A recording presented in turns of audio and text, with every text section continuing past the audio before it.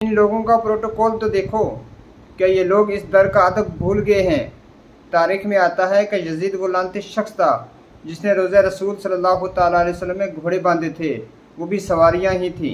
और ये भी तुम्हारी सवारियां ही हैं जिनको तुमने शाही खानदान के प्रोटोकॉल के लिए हरम के सहन में यूं दाखिल कर दी हैं कि जैसे ये तुम्हारा शाही महल हो।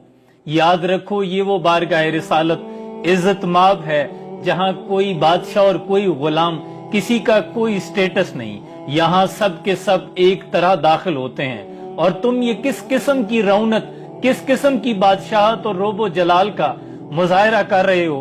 क्या भूल गए हो कि ये कौन सी बारगाह है जहां जिब्रील अमीन भी हाथ बांध कर अर्ज करते हैं, सलाम पेश करने के लिए हाजिर होते हैं, जहां 70,000 मलाइका सुबह हाथ बांध कर हाजिर होते हैं और 70,000 शाम को हाजिर होते हैं, लेकिन दोबारा आने के लिए तड़पते रहते हैं, फिर मौका नहीं मिलता।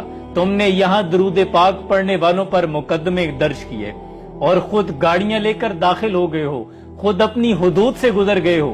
तुम्हारे यहाँ सिर्फ रोड गलत क्रॉस कर दी जाए तो तुम उस पर जुर्माना आयद कर देते हो, लेकिन यहाँ तुम खुद हद से गुजर गए हो। क्या ये मुनाफकत नहीं है? याद रखो, इमाम मालिक के पास उम्दा नस्ल के घोड़े थे, लेकिन आप कभी उन घोड़ों पर सवार नहीं होते थे।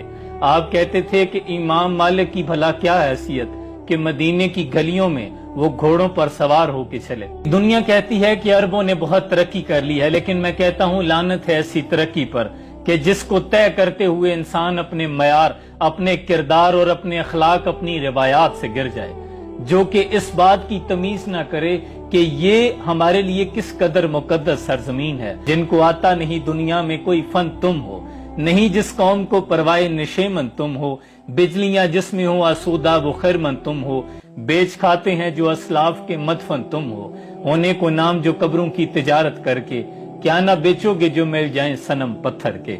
और पढ़ता हूं तो कहती है ये खालिक की किताब है, मिसले यहूदी ये सऊदी भी अजाब, और इस कौम के बारे में क्या लिखूं फराज, काबे की कमाई से जो पीते हैं शराब।